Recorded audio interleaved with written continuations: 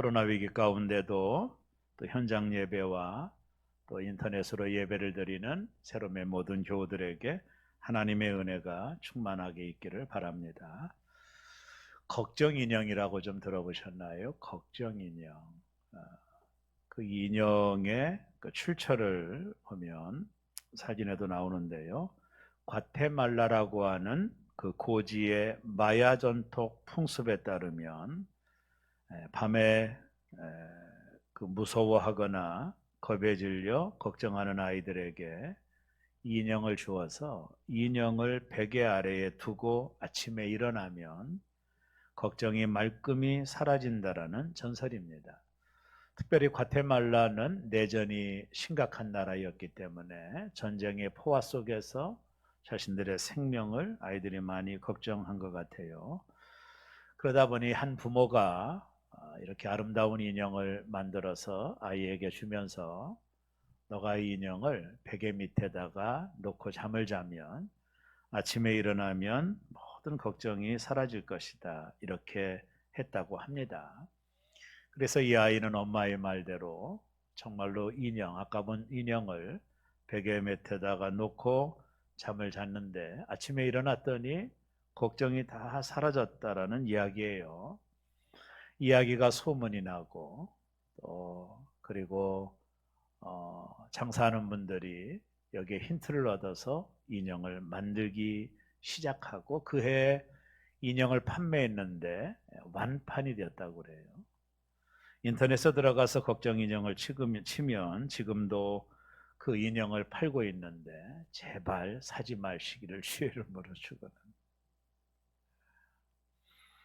정확하지 않은 전설이라도 믿고 싶어하는 사람들이 많다라는 것은 사람이 세상을 살면서 걱정 근심이 많다라는 것을 역설적으로 보여주고 있는 겁니다. 사람의 3중 세트가 있대요. 동의하실 겁니다. 염려, 그리고 근심, 걱정입니다. 어떤 목사님은 이것을 가지고 이렇게 설명하대요. 이 염려의 아들이 근심이고 염려의 손자가 걱정이다. 실제적으로 설명을 하셨습니다. 염려 없이 살 수 있다면 얼마나 좋을까. 오늘 이 자리 예배 참석한 분들과 인터넷으로 예배를 드리는 분들의 머릿속에는 온통 염려가 가득 차 있을 수도 있을 거예요.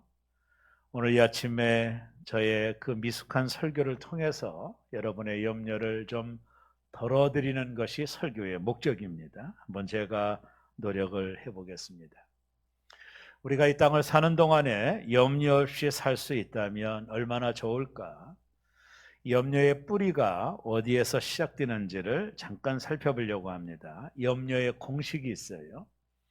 영어로 what if입니다. what if. 이 말이 어떤 뜻이냐면 적용해 보면은요, 만약 우리 아이에게 시험이 떨어지면, 만약입니다. 또 만약 내가 큰 병에 걸리면, 만약 내가 결혼을 못한다면, 만약에 내가 하는 사업이 망한다면, 이게 염려의 공식입니다. 쉽게 말하면 우리가 어떤 일들을 계획하고 어떤 상황을 맞이하게 될 때 이 what과 if라고 하는 사이에서 내 생각이 머무른다라는 거예요. 일어나지 않을 일임에도 불구하고 우리는 만약 이렇게 된다면 하면서 염려를 한다라는 것입니다. 여러분, 예수님께서도 내일을 염려하지 말라. 너희가 염려함으로 너의 키를 한 자나 더할 수 있겠느냐. 주님도 분명히 말씀해 주셨죠. 염려하지 말라. 근데 우리는 이런 주님의 말씀이 있음에도 불구하고 끊임없이 이 what과 if 사이에 우리의 생각들을 집어넣어서 끊임없는 걱정과 염려를 가지고 이 땅을 살아간다라고 하는 것입니다. 우리가 염려와 근심의 문제를 다루려고 하는 이유는요, 이 염려가 보여주는 결과 때문이에요. 여러분이 염려하게 되면 우리의 삶을 마비시킵니다. 우리 인생에 두려움을 가져오고 결국에는요, 이 염려의 끝은 의학용어로 디프레션이라고 하는 우울증을 가져와요. 제가 잘 알고 있었던 권사님 한 분이 계셨는데 남편이 간질로 인하여 고생하는 분이었습니다. 제가 첫 번째 목회지에서 있었던 일이에요. 이분은 자신의 남편의 병을 누구에게도 말할 수가 없습니다. 대기업에 다니고 계셨는데 회사 사람들에게 말하면 회사가 문제가 될 수 있겠죠. 그래서 아무에게도 말하지 않고 저와 제 아내에게만 말씀을 해주셨어요. 그러면 남편이 그런 일들이 벌어질 때는 연락을 해라. 새벽에도 괜찮다. 그럼 어떤 때는 새벽 2시에도 전화가 와요. 목사님, 우리 남편이 간질을 시작해요. 그러면 아내하고 둘이 급하게 찾아가서 함께 기도해주고 또 심할 때는 병원으로 후송하기도 하고 그런 시간들을 제 목회 여정 쪽에서 보내게 되었습니다. 그게 한 1년 넘는 시간이었던 것 같아요. 이 권사님이 얼마나 똑똑하셨는지 몰라요. 남편은 평상시에 아무런 증상이 없어요. 그러다가 이게 이제 주기적으로 간질 증상이 일어나면 다른 사람이 됩니다. 아무도 알아보지를 못해요. 이 권사님이 얼마나 저하고 아내를 의지했겠어요. 다른 사람들한테는 얘기하는 게 창피하죠. 그래서 저희 교회가 제가 그 교회를 또 청빙이 다른 곳에서 들어와서 교회를 떠나게 되었습니다. 가장 걱정은 그분들이었습니다. 근데 이분들이 찾아와서 목사님 안 가시면 안 되겠냐고 했지만 저희는 하나님의 뜻이라며 교회를 떠나왔습니다. 그러고 1년 거의 2년도 안 됐는데 한 분이 전화가 왔어요. 그 교회에서.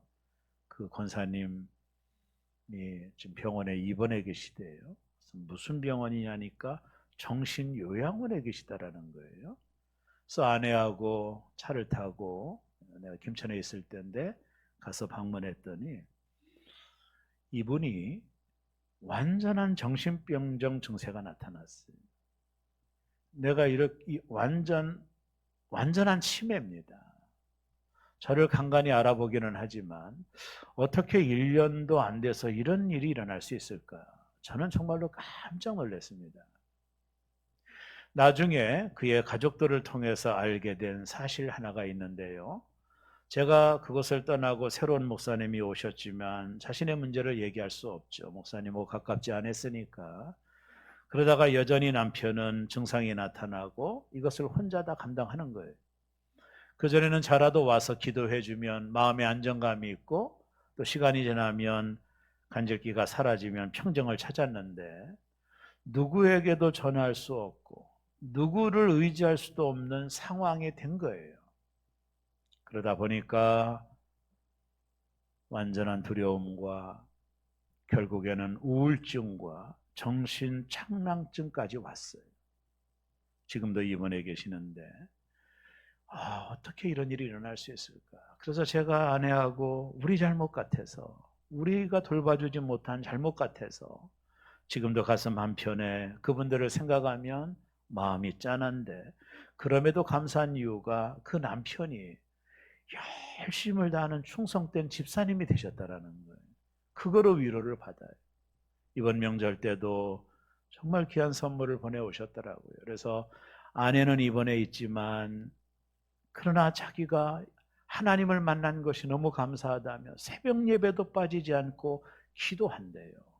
어쨌든 그런 상황을 지켜보면서 마음 한구석에 참 뭔가 좀 허전한 것이 제게 정말로 그 권사님이 저희 가정에게 정말 잘했거든.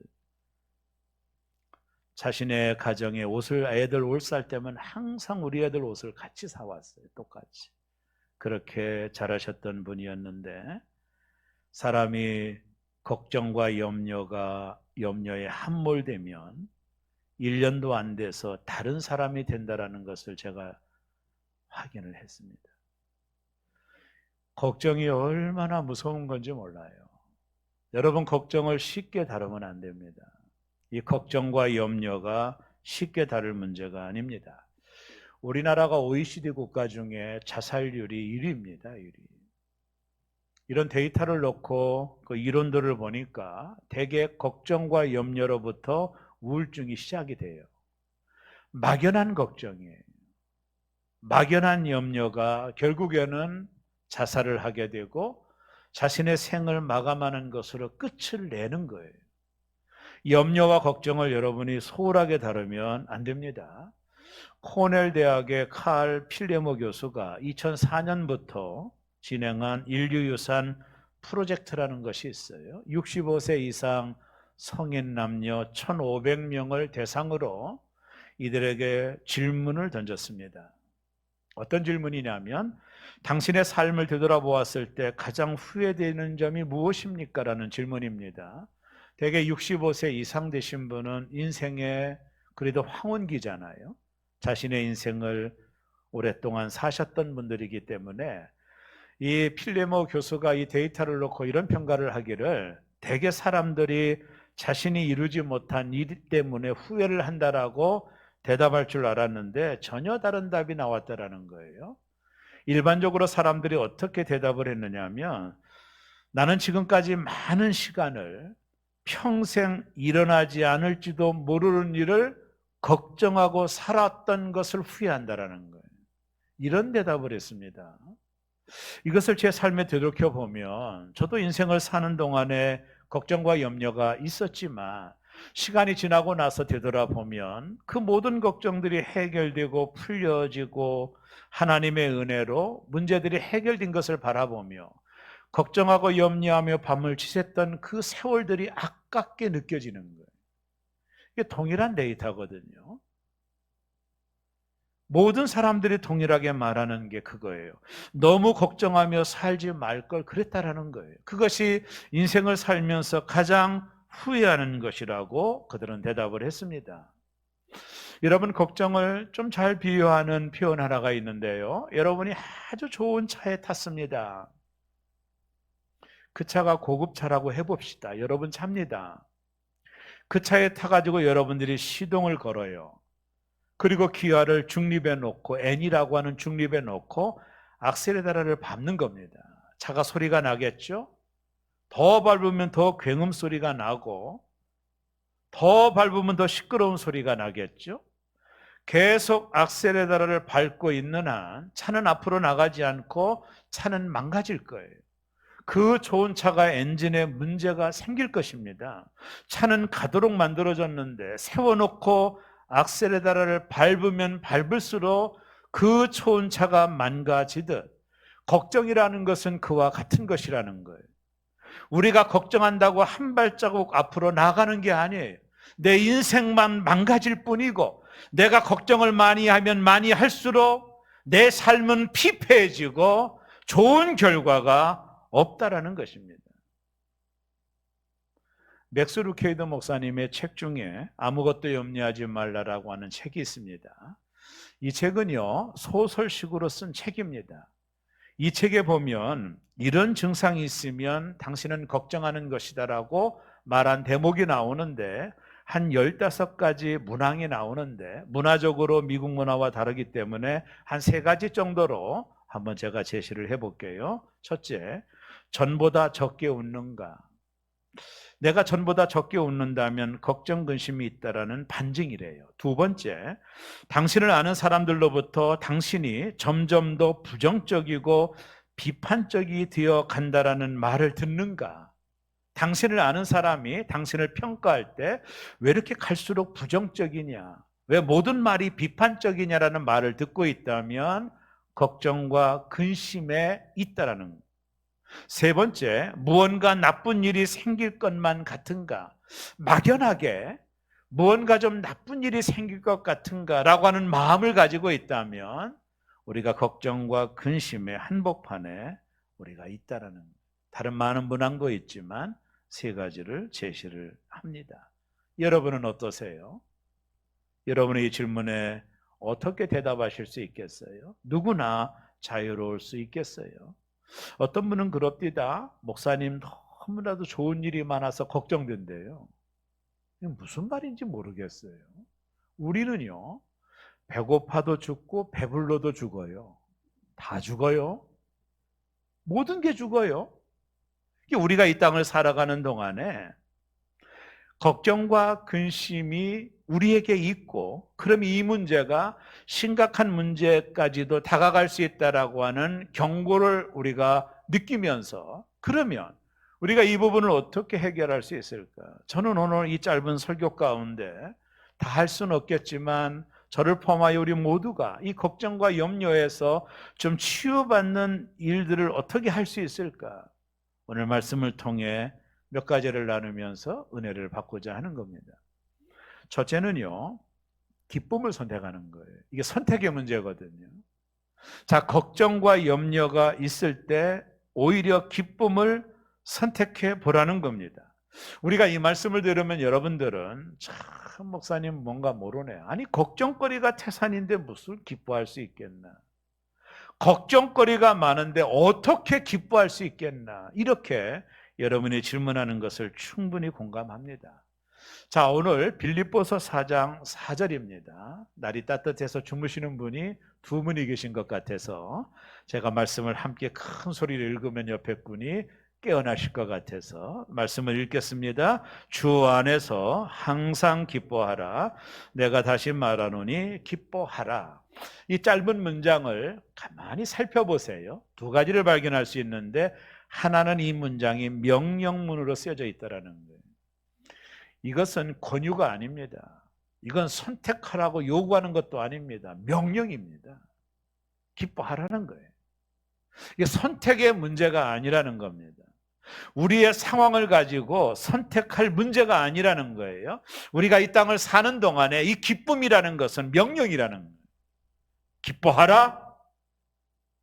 그리고 또 하나는 얼마나 중요했으면 이 말을 다시 반복합니다. 자, 내가 다시 말하노니 이 부분이에요. 바울이 이것이 얼마나 중요했으면 명령문을 사용하여 이 말씀을 하고 있고, 또 하나는요, 다시 말하노니, 내가 반복하니 중요하다라는 거죠. 기뻐하라는 거예요.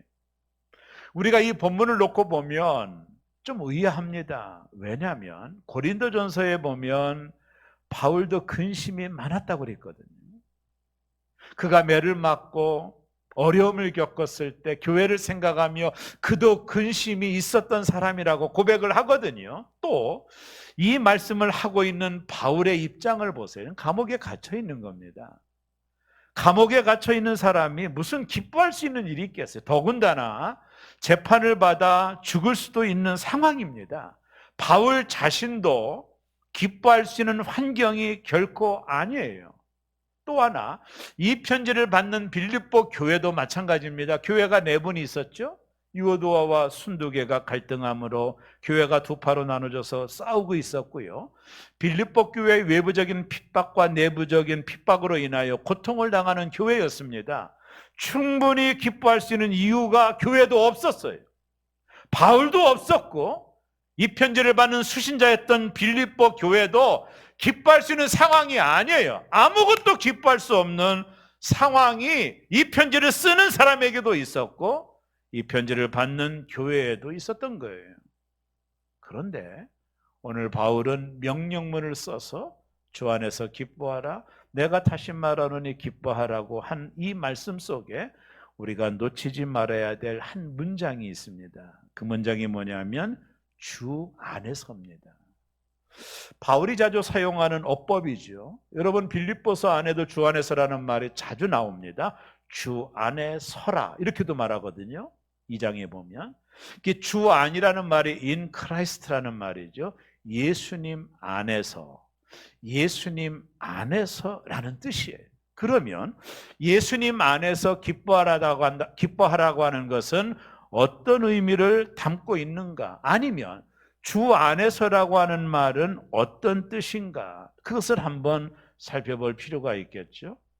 주 안에서라고 하는 말을 좀 더 쉽게 설명한 바울의 또 다른 성경이 나와요. 그것이 로마서 8장 28절이라고 봅니다. 아직 한 분이 안 깨어났기 때문에 다시 한번 크게 하겠습니다. 우리가 알거니와 하나님을 사랑하는 자, 곧 그의 뜻대로 부르심을 입은 자들에게는 모든 것이 합력하여 선을 이루느니라. 여기 보면 하나님의 뜻대로 부르심을 입은 자, 이 말이 주 안에 있는 자라는 뜻이거든요. 주님 안에 있는 자들에게는 모든 것이 합력하여 선을 이룰 것이라는 거예요. 자, 하나님은 나의 아버지십니다. 하나님은 나의 아버지십니다. 근데 그 아버지가 실력이 없다면 문제지만 하나님은 전능하신 하나님이고 하나님은 우리에게 모든 것을 합력하여 선을 이루어 주시는 하나님이십니다. 여러분 자녀가 공부할 때 저도 아이들 가르치며 느꼈지만 아이들은 아무 걱정하지 않습니다. 부모님이 모든 것을 책임질 것을 믿는 거예요. 아무 걱정이 없어요. 우리가 하나님의 전능하심을 믿고 우리가 하나님을 신뢰한다면, 먹고 입고 마시는 그 모든 것들을 채우실 하나님을 신뢰한다면 많은 걱정들을 희석시킬 수 있을 거예요. 예수님께서 마태복음에서 말하시는 뭘 먹을까 뭘 마실까 염려하지 말라, 이는 다 이방인들이 하는 것이요. 왜요? 이방인들은 아버지가 없으니까 염려해야죠. 그러나 너의 자녀들은 염려하지 말라. 너의 천부께서 이 모든 것이 너에게 있어야 될 줄을 아시느니라. 염려하지 말라. 하나님이 모든 것 아신다. 주 안에 있는 너희들이 이 땅을 살아가는 동안에 뭘 먹어야 되고 뭘 마셔야 되고 뭘 입어야 될 모든 것을 하나님이 아신다. 전능하신 하나님이 아신다. 그리고 우리의 삶의 모든 것들을 합력하여 선을 이루시는 하나님, 그 하나님 안에 있는 자들이 우리이기 때문에 어떤 상황 속에서도 기쁨을 선택하라는 거예요. 이건 대단히 중요한 선택이라고 봐요. 그 믿음으로 기뻐하라는 거예요. 결국에 믿음의 문제입니다. 믿음의 문제입니다. 하나님은 저와 여러분의 모든 것을 아십니다. 그리고 다스리십니다. 그리고 모든 것을 합력하여 선을 이루십니다. 그 하나님을 향해 눈을 드시기 바랍니다. 시련에 절망하지 마시기 바랍니다. 좋은 일이 있을 것이라고 믿으시기를 바랍니다. 하나님을 신뢰하십니다. 그분은 말씀합니다. 구하는 자에게 좋은 것 주신다고. 하나님은 좋은 것만 주시는 분입니다. 그 하나님을 신뢰하십시오. 우리 모두는 주 안에 있는 자이기 때문에 모든 것을 합력하여 선을 이루실 하나님을 신뢰하게 될 때 우리의 삶에 기쁨을 선택할 수 있는 거예요. 이사야 26장 3절 우리 다 같이 한번 읽겠습니다. 주께서 심지가 견고한 자를 평강하고 평강하도록 지키시리니 이는 그가 주를 신뢰함이라. 결국 신뢰의 문제예요. 우리가 얼마나 하나님을 신뢰하느냐, 우리가 하나님을 온전히 신뢰하느냐의 문제예요. 평강의 문제는 신뢰의 문제와 비례하는 거예요. 전능하신 하나님, 천지만물을 창조하신 하나님, 그 하나님을 신뢰할 때, 그리고 하나님을 찬양할 때 어느덧 걱정과 염려가 한여름에 녹는 아이스크림처럼 녹아 없어질 거라는 거예요. 하나님을 신뢰할 때입니다. 기쁨을 선택하십시오. 기뻐할 수 있는 상황이라면 이런 말을 하지 않았을 겁니다. 이렇게 명령할 필요도 없습니다. 반복할 필요도 없습니다. 지금 좀 어려워도 기뻐하라는 거예요. 왜요? 우리가 주 안에 있기 때문에 그렇습니다. 이제 우리의 기쁨의 질이 달라지는 겁니다. 예수님 안에 있기에 어떤 상황 속에서도 기쁨을 선택할 수 있는 거예요. 성도가 그리스도 안에 있는 한 세상의 그 누구도 그 무엇도 우리의 기쁨을 빼앗아갈 수 없는 겁니다. 왜냐하면 이 세상에는 그 무엇도 주님을 무너뜨릴 수 없기 때문이에요. 요한복음 15장 11절에 보면 내가 이것을 너희에게 이름은 내 기쁨이 너희 안에 있어 너희의 기쁨을 충만하게 하려 함이라. 나 기뻐하리라고 하는 찬양이 있는데요, 2절 가사가 참 은혜로워요. 제가 한번 불러볼게요. 나 기뻐하리, 나 기뻐하리. 환경의 지배를 받지 않고 내 팔의 힘과 목소리, 느끼는 감정과 상관없이 내 마음은 기뻐하기로 결심을 했네. 기뻐하기로 결심하시기를 주의 이름으로 축원합니다. 왜요? 주 안에 우리가 있기 때문입니다.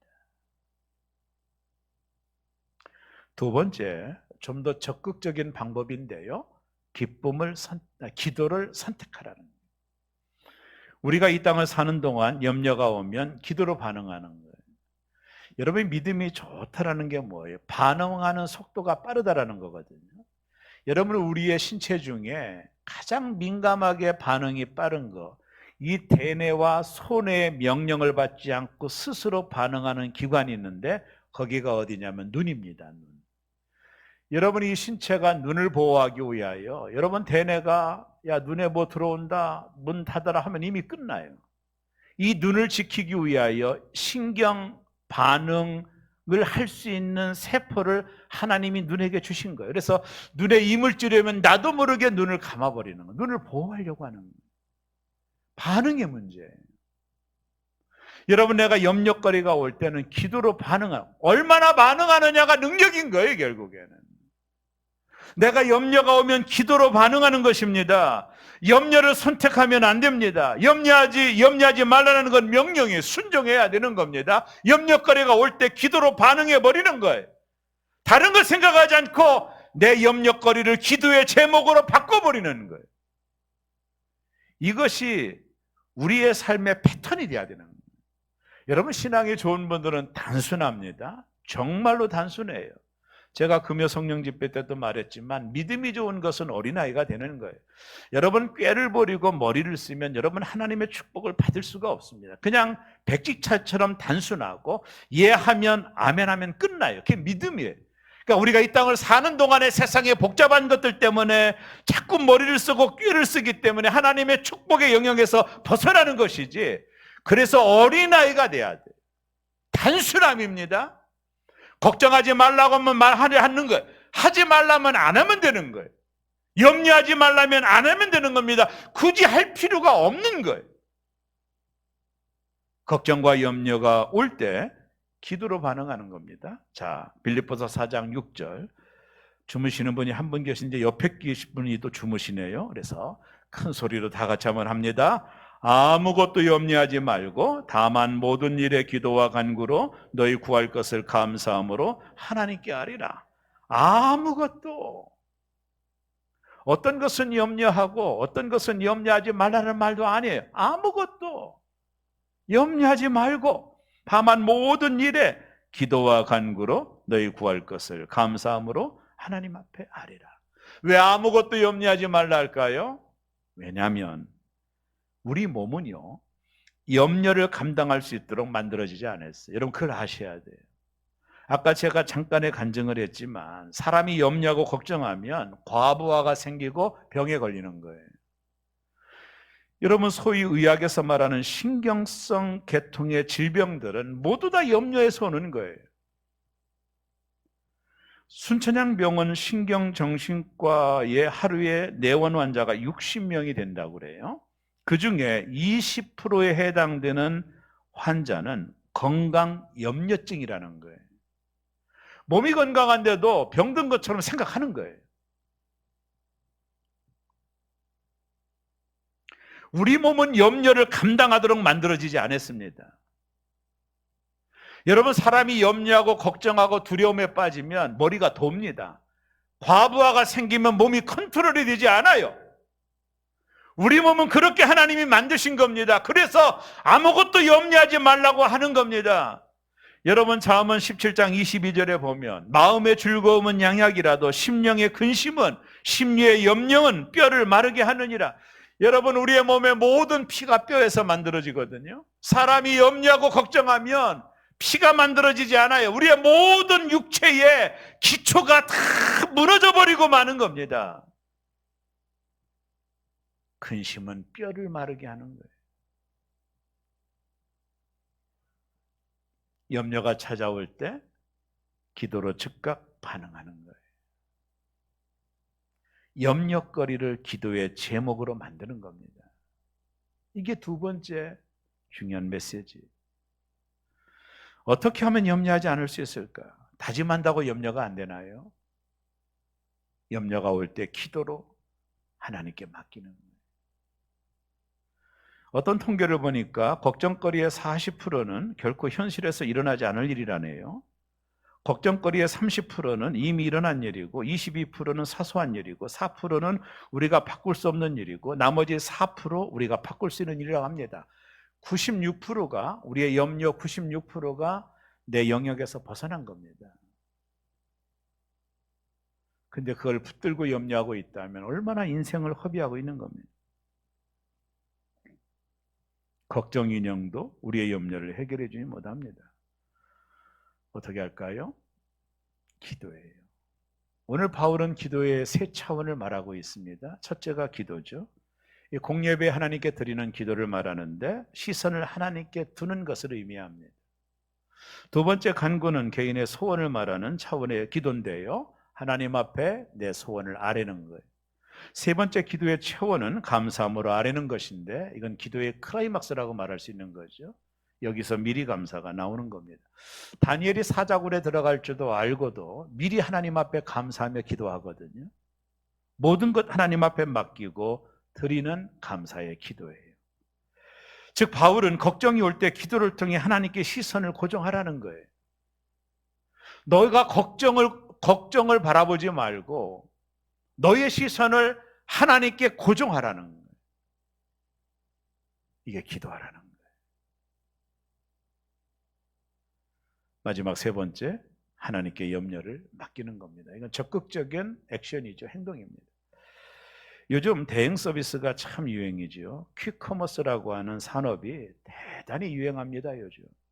이 퀵커머스가 뭐냐면 배송입니다. 총알 배송, 즉시 배송, 소비자를 대신하여 서비스해주는 업종, 비즈니스를 말하는 건데 코로나로 인하여 이 이커머스 시장이 엄청나게 발전됐다고 하지 않습니까?